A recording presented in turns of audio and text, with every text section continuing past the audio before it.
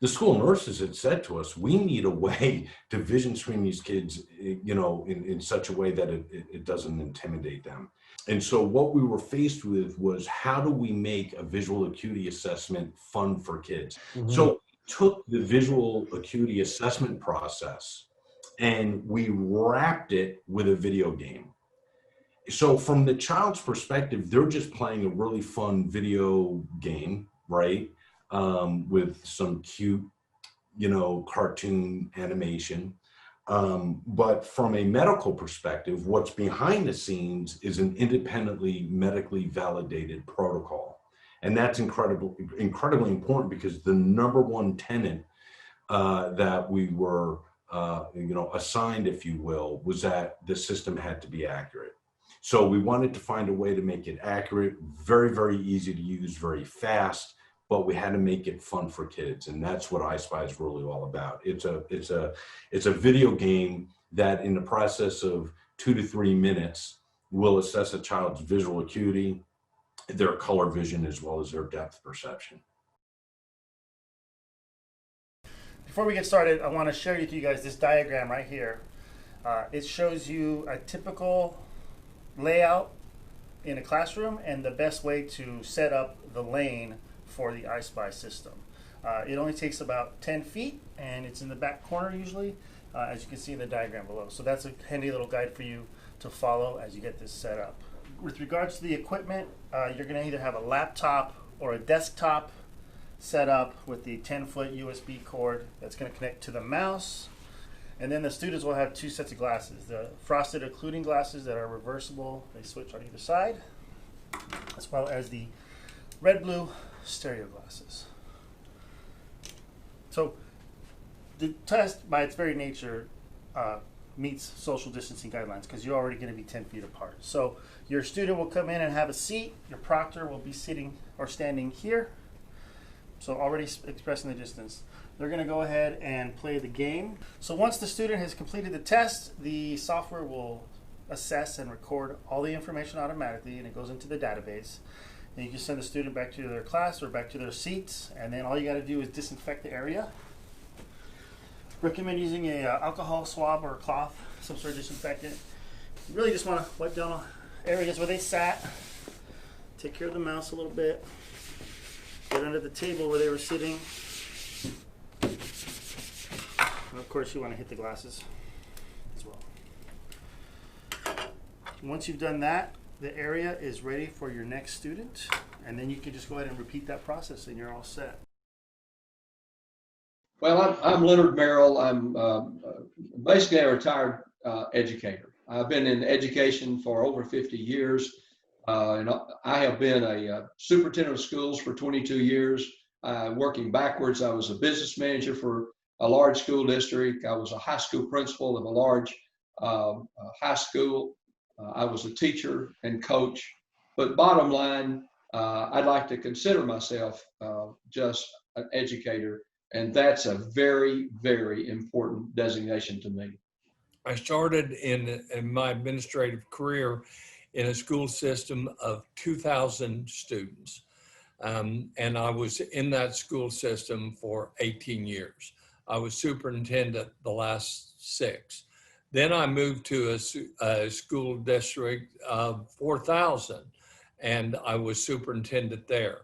Then I became only the 3rd in history executive director of the State School Boards Association. And then I ended up going to Tulsa Public Schools.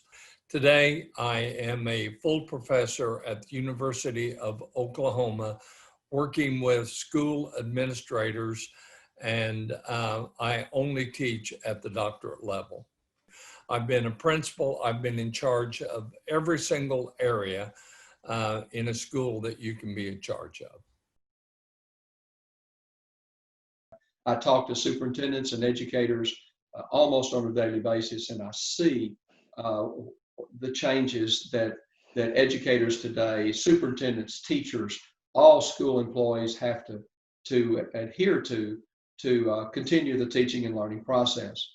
The COVID virus has has brought about changes that none of us ever thought about. A pandemic is not anything that we all trained to be able to deal with in college or in our teaching and learning.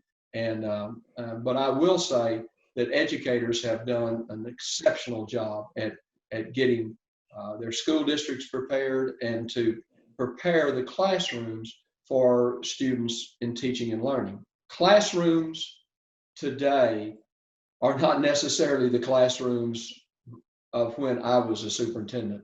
The classroom obviously has become virtual in so many places, but the classroom, as we've known it, is still exists and is still the best way for teaching and learning to take place. But with social distancing, with wearing masks, and with all the other adaptations that have taken place in public schools, life in school districts is not what it was when I retired, and I recognize that. I'm going to start by saying that I am an advisor to several different groups. I sit on the executive committee of the State Administrators Organization. I meet with them on a regular basis. And so I am very involved with the State Administrators Association. Plus, we have a group here in the Tulsa area that I'm also an advisor to.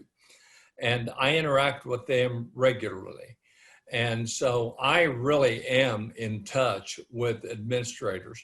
I know what administrators are going through today. So I fully understand what it's like to have to shut school down. It is unbelievable. We never had anything like it in the history of the United States.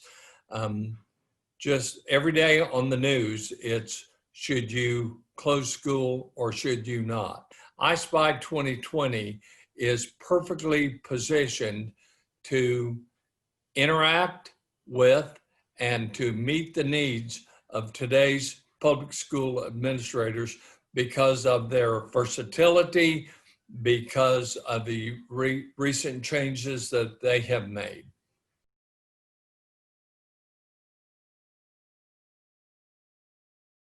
You've just stated the two most important things that school officials need to be aware of. Number one is always safety, and that's what I see is being addressed on a minute-by-minute basis out in public schools all across this nation. However, number two is student learning.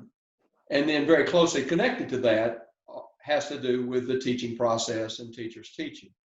Vision screening in some schools and school districts may have continued to play a prominent place in its importance to public schools.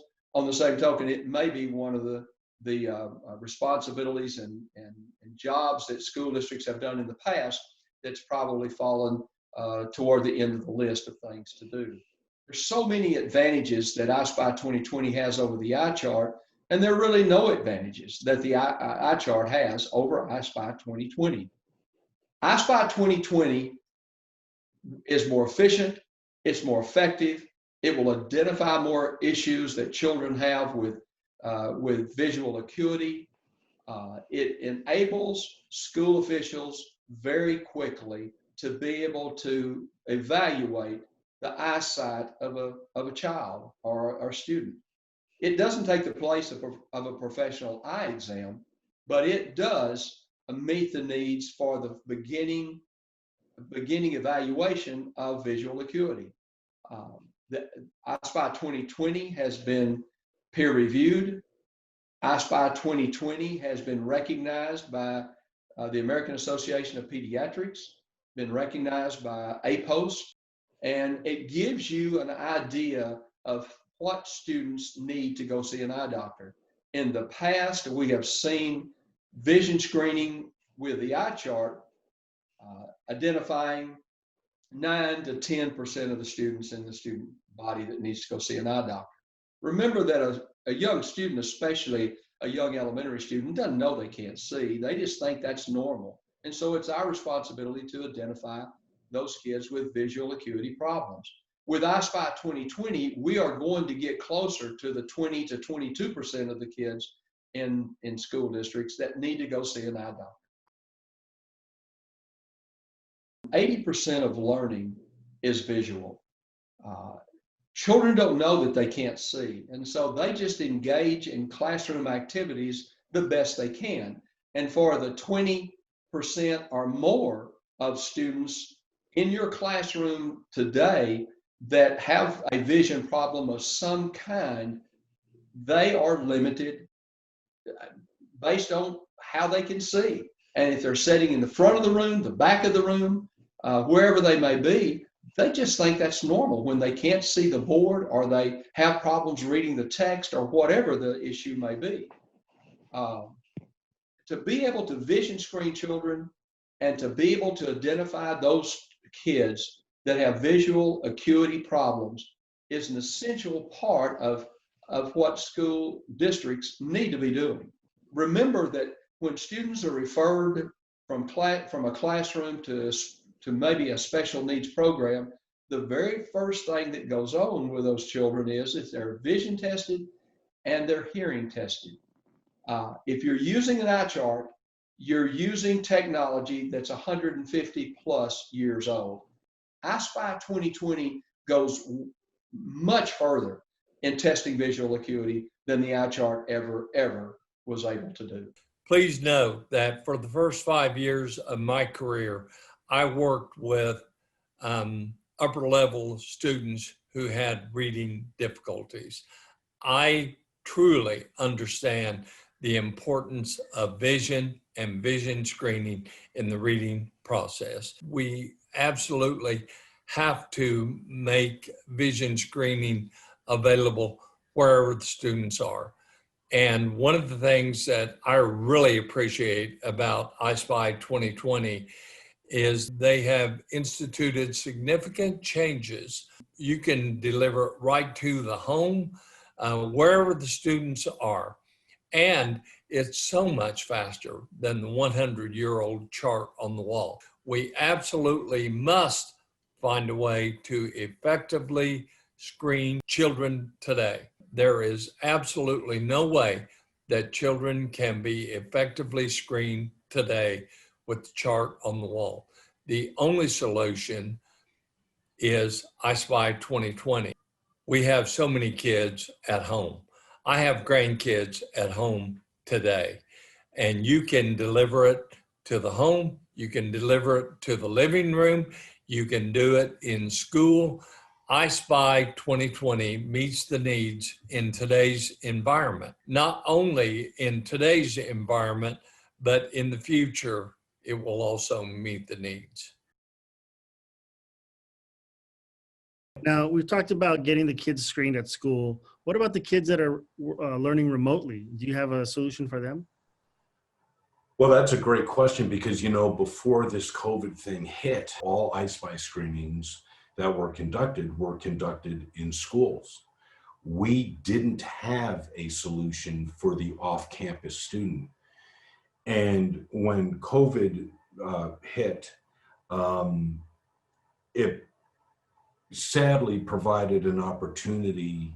I wish it weren't the case. I can't emphasize that enough. And what that afforded us was the opportunity to develop a solution for students that are located off campus. It is an app that parents can download onto their phones or iPads and conduct a vision screening at home. It doesn't assess color, doesn't assess stereo, it assesses visual acuity. And that's a critically important solution from our perspective, because just because the kids are not on campus doesn't mean that they don't need to have their vision evaluated.